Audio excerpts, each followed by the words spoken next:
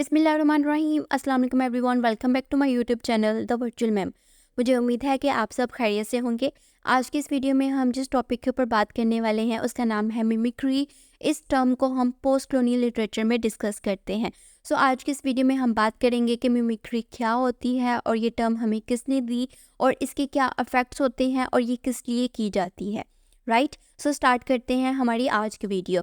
So basically, in post-colonial literature, mimicry is a concept introduced by Homi Bhabha, referring to the way colonized individuals imitate the language, behavior and customs of the colonizers. अगर हम term देखें mimicry, that is very much self-explanatory. Mimicry means कि किसी चीज़ को mimic करना, ठीक है।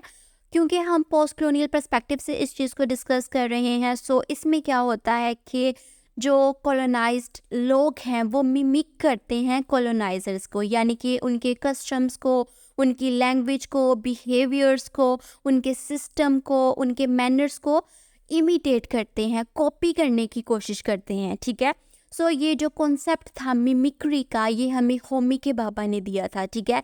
और mimicry is a starting point for ambivalence and hybridity and third space, यानी कि ये जितने भी कॉन्सेप्ट्स हैं ये स्टार्ट होते हैं मिमिक्री से, ठीक है। यानी कि एक इंसान पहले मिमिक करता है और उसके बाद आहिस्ता आहिस्ता वो उसकी नेचर, उसकी आइडेंटिटी का पार्ट बन जाता है और उससे हमें थर्ड स्पेस का कॉन्सेप्ट मिलता है।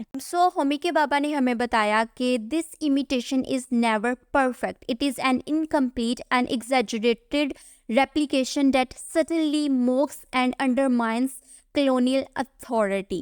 होमी के बाबा ने हमें बताया कि ऑल दो लोग मिमिक करने की कोशिश करते हैं, क्यों? ताकि वो उनकी तरह अपीयर हो सके। यानी कि अगर कॉलोनाइज्ड लोग हैं वो कॉलोनाइजर्स के जो सोफिस्टिकेटेड मैनर्स हैं, लैंग्वेज है, कस्टम्स हैं, उनको फॉलो करेंगे तो उनको लगता है कि वो भी एक हाई स्टेटस अचीव कर सकते हैं सोसाइटी के अंदर। लेकिन ऐसा कभी भी नहीं होता, क्योंकि उनकी जो इमिटेशन होती है वो कभी भी परफेक्ट नहीं होती, वो इनकम्प्लीट होती है और अक्सर एग्जैजरेटेड होती है। होमी के बाबा ने बताया हमें कि ये अक्सर जो कॉलोनाइज्ड लोग हैं वो इसलिए भी करते हैं ताकि वो मोक कर सकें कॉलोनियल अथॉरिटी को, यानी कि उनका जो कल्चर है वो कहते हैं कि हमारा कल्चर बहुत ज़्यादा सुपीरियर है, लेकिन उसको हर कोई फॉलो कर सकता है, ठीक है। यानी कि उसमें कोई भी सुपीरियरिटी का कोई भी एलिमेंट नहीं है। अक्सर राइटर्स अपने वर्क्स में मिमिक्री को यूज़ करते हैं टू मोक कॉलोनियल अथॉरिटी। एक ये बेसिक पर्पस हो गया मिमिक्री का। इसके अलावा जो एक मैंने आपको पहले बताया है कि जो कॉलोनाइज्ड लोग हैं वो मिमिक इसलिए करते हैं ताकि वो हाई स्टेटस अटेन कर सके सोसाइटी के अंदर।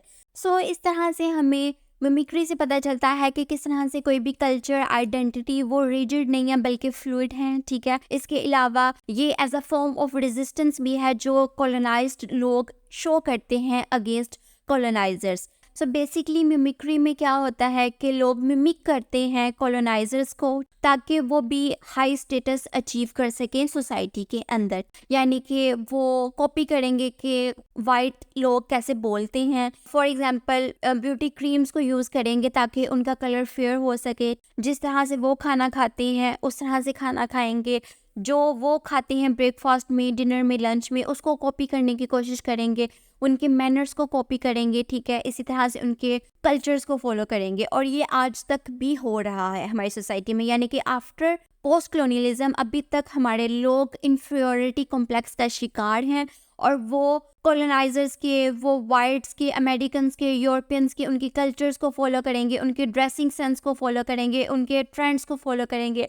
क्यों? क्योंकि अभी तक हमारे लोगों के अंदर इन्फीरियरिटी कॉम्प्लेक्स है। उनको अभी भी लगता है कि शायद हम लोग छोटे हैं और अगर हम उन लोगों को फॉलो करेंगे तो हमारा जो स्टेटस है सोसाइटी के अंदर वो हाई हो जाएगा। यही सिचुएशन पहले थी और यही सिचुएशन आज भी है, ठीक है। That was the term of mimicry. मुझे उम्मीद है कि आप लोगों को इस टर्म की समझ आ गई होगी। इंशाल्लाह हम लोग बहुत जल्द मिलेंगे अपनी नेक्स्ट वीडियो में। तब तक के लिए अल्लाह हाफिज़।